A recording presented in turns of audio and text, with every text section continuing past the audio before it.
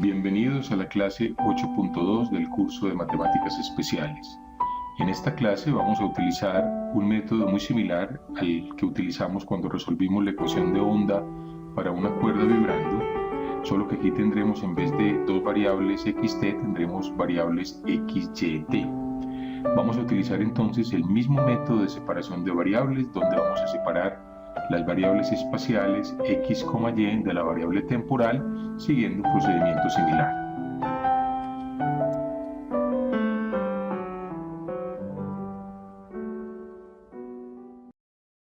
Vamos entonces a partir nuevamente de la ecuación de onda. Recordemos que la ecuación de onda tenía la forma: la segunda derivada de u con respecto a x más la segunda derivada de u con respecto a y es igual a una constante, c, 1 sobre c2 por la derivada de u con respecto al tiempo. Recordemos entonces que aquí la función u es una función de tres variables, u de x, y, t, y que esta función entonces, recordemos, nos muestra el movimiento de una membrana que está pues en el eje x. Entonces voy a pintar simplemente su proyección aquí, en el plano XY, ¿cierto? Estamos aquí en el plano XY. Entonces la membrana, supongamos que está confinada, sus bordes están confinados, llamémoslo Y, este eje, este X, sus bordes están confinados A y B, de tal manera pues que la membrana estaría aquí, digamos, la proyección sobre este cuadradito. Entonces, está contenido aquí en este cuadrado. Entonces imagínense que la membrana está aquí encima, este es M, o sea, está vibrando en esta dirección, en la dirección perpendicular al papel, y esta altura es la que llamamos en cada momento, ¿cierto? U de x, y, t. Entonces, esta era la ecuación que habíamos encontrado utilizando las leyes fundamentales de la física, particularmente la segunda ley de Newton. Bueno, no hemos dicho entonces sobre las condiciones de frontera y las condiciones iniciales. Bueno, hay dos condiciones de frontera obvias que tenemos aquí, ¿cierto? Una primera condición de frontera es que los lados de la membrana permanecen atados a los bordes del rectángulo, ¿cierto? Aquí tenemos este rectangulito, entonces este borde siempre permanece atado y este borde siempre permanece atado, lo mismo que este y este, ¿cierto? Estos dos bordes, estos cuatro bordes del rectángulo permanecen atados mientras la membrana está vibrando. Esto entonces nos dice que hay una condición de frontera, digamos 1. Pues ¿cómo la escribiríamos? Sería que la función u0y, o sea, si fijamos un valor de y, cualquiera, pensemos entre 0 y b, entonces para los valores de x iguales a 0, o sea, sobre esta línea, no importa el valor de y entre 0 y b, ¿cierto? U de 0y en t debe ser igual a 0. Y lo mismo cuando nos movemos, los y se desplazan entre 0 y b, pero manteniendo x fijo e igual a a. O sea, u de a, y, t debe ser igual a 0.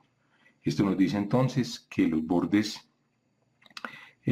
izquierdo y derecho del rectángulo permanecen fijos mientras la membrana vibra. Entonces, escribámoslo: los bordes permanecen fijos mientras M, que es la membrana, vibra.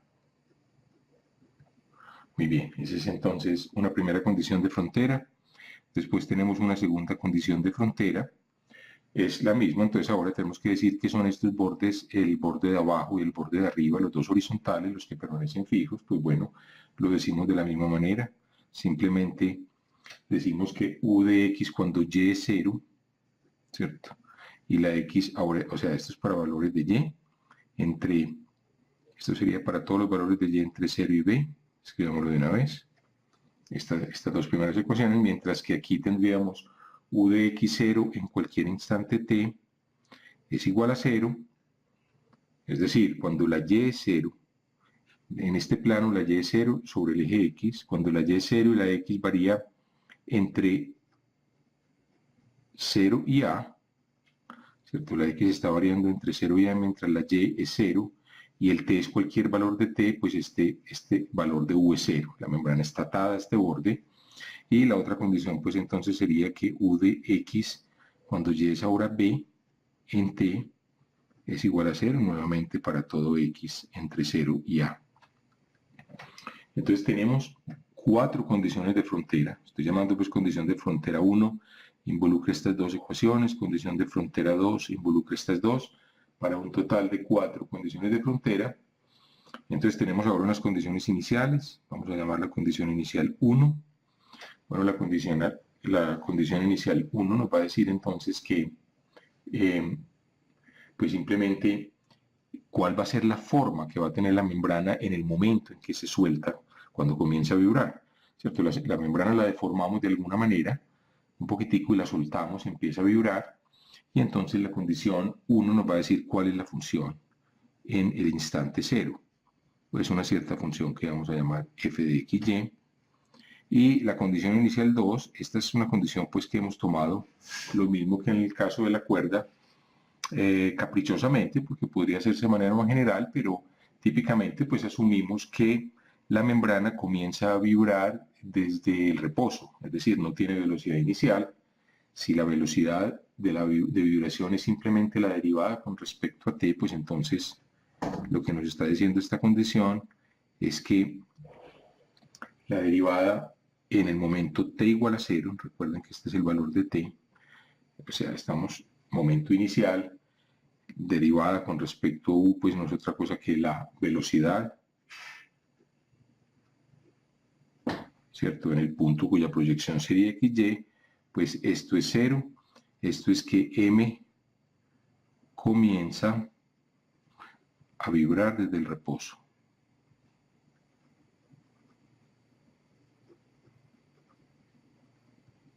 Muy bien, entonces tenemos ya estas condiciones de frontera. Muy bien, estas son todas las condiciones que tenemos aquí.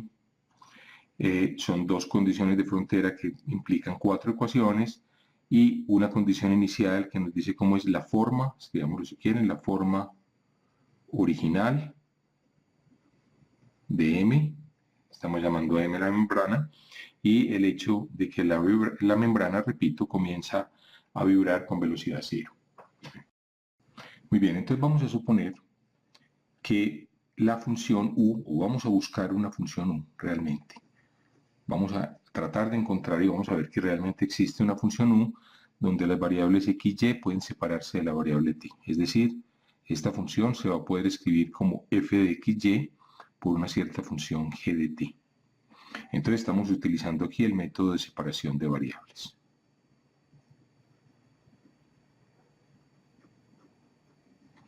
Muy bien, entonces el método de separación de variables, nuevamente, nos quiere decir que esta función u que estamos buscando va a poderse escribir como producto de dos funciones. Ustedes podrán decir, bueno, pero no necesariamente eso tiene que funcionar, y es cierto, no todas las ecuaciones diferenciales parciales pueden resolverse mediante esta manera, pero las ecuaciones que vamos a ver en este curso, que son las ecuaciones de las membranas vibrando, ecuación de cuerda, ecuación de membrana y la ecuación del calor, en dos o tres dimensiones, todas pueden resolverse afortunadamente con este método, que nos va a llevar eventualmente, así como nos llevó a la serie de Fourier en una variable, nos va a llevar a la serie de Fourier en dos variables. Entonces simplemente volvamos a escribir la ecuación de 2 de u con respecto a x más de 2 de u con respecto a y. Es una constante que depende de las condiciones iniciales de la membrana, de las condiciones físicas de la membrana. Segunda derivada de u con respecto al tiempo. U, una función de x, y, t. X está confinado a moverse entre 0 y a. Y entre 0 y b, digamos que t es mayor o igual que 0. Simplemente pues el tiempo es positivo. Arrancamos de un tiempo 0. Entonces, vamos a suponer esta ecuación y vamos a reemplazarla aquí. Entonces, ¿qué ocurre cuando reemplazamos u en la ecuación? Bueno, computemos la segunda derivada parcial de u con respecto a x. Como la función g no depende de u, entonces tomemos la primera derivada. De u con respecto a x sería la derivada de este producto, g de t se comporta como una constante, y aquí nos quedaría la derivada de f con respecto a x. Entonces ahora la segunda derivada, pues volvemos a derivar. Nuevamente g se comporta como una constante y aquí nos queda la segunda derivada de f con respecto a x. Muy bien, de manera similar, la primera derivada de u con respecto a y pues sería g de t de f de y, de tal manera que la segunda derivada de u con respecto a y sería g de t por derivada segunda de f con respecto a y, y pues la segunda derivada de u con respecto a t, que es este último término aquí a la derecha que nos falta, pues ¿quién sería? En este caso, pues la función f de x y se comporta como una constante porque no depende de t, y vamos a obtener primera, segunda, o sea, g doble prima con respecto a t. Miren que estoy usando los símbolos de derivación parcial, en este caso, puesto que f contiene dos variables x y y, dado que g contiene solamente una variable, uso dos veces la derivada, como usualmente se hacen los cursos de cálculo, ¿cierto? Con una prima o con dos primas.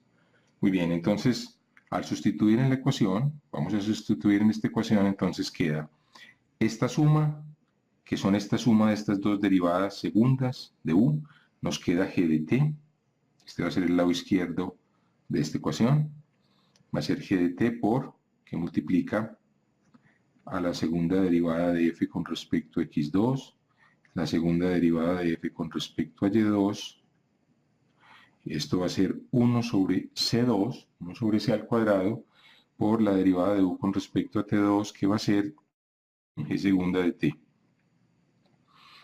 Entonces separemos las variables. O sea, ya las separamos de cierta manera, al suponer pues que la u era un producto de funciones con variables independientes, volvámoslo a hacer. Este término que aparece aquí recibe un nombre especial en matemáticas y se denota como delta cuadrado de f y se conoce como el laplaciano de f. O sea, el laplaciano de una función f en dos variables es la suma de las segundas derivadas parciales. El laplaciano de una función f en tres variables sería la suma de las segundas derivadas parciales con respecto a x, y, a z, y así sucesivamente si no tuviera n variables. Aquí entonces vamos a ocuparnos primero del caso donde solamente hay dos variables. Entonces, escribámoslo de esta manera más sucinta. Queda, perdón, aquí me faltó x f segunda por f, me faltó la función f. Entonces, vamos a separar este laplaciano, pasémoslo para la derecha, o mejor, el f pasémoslo para la izquierda, mejor, y la g pasémosla para la derecha. Entonces queda laplaciano de f de xy, que es esta función, dividido por f de xy. Igual a g segunda de t sobre c2 por g de t. Entonces aquí tenemos la segunda derivada de g, aquí pasamos la g a dividir a la derecha. Entonces nos queda esta ecuación. Muy bien, y queda una ecuación que solamente, a este lado solamente tenemos variables x y a este lado no tenemos sino la variable t. ¿De acuerdo? Entonces, esta función para nada depende de x y, esta tampoco depende de t. La única manera como esas funciones pueden ser iguales en cualquier valor de x y de t es que sean constantes. Entonces vamos a suponer que son iguales a una cierta constante p. Entonces de aquí le damos dos ecuaciones. Entonces le damos esta primera, laplaciano de f sobre f igual a p, pasando la f a multiplicar, queda el laplaciano de f igual a p por f, lo puedo pasar a restar de una vez, menos p por f igual a 0. Entonces repito, simplemente iguale esto a p. Si ustedes omitan este término si quieren momentáneamente, este cociente es igual a p, pasen la f para acá, queda laplaciano igual a p por f, pásenlo a restar, queda laplaciano menos p por f igual a 0. Y aquí de manera similar queda segunda derivada con respecto a t de g, bueno, no es sino una variable t menos p por c2 por g de t igual a 0. Muy bien, entonces tenemos estas dos ecuaciones fundamentales. Estamos buscando, entonces repito, recordemos una solución que tenga esta forma, u de x y t igual a f de x y g de t. Al sustituir en la ecuación de onda, entonces hemos encontrado que esa solución va a encontrarse como producto de dos funciones en donde f satisface esta ecuación y g satisface esta ecuación. Con esto entonces hemos llegado al final de la clase 8.2 de este curso de matemáticas especiales y los invitamos entonces a que continúen viendo la clase 8.3. Muchas gracias por su atención.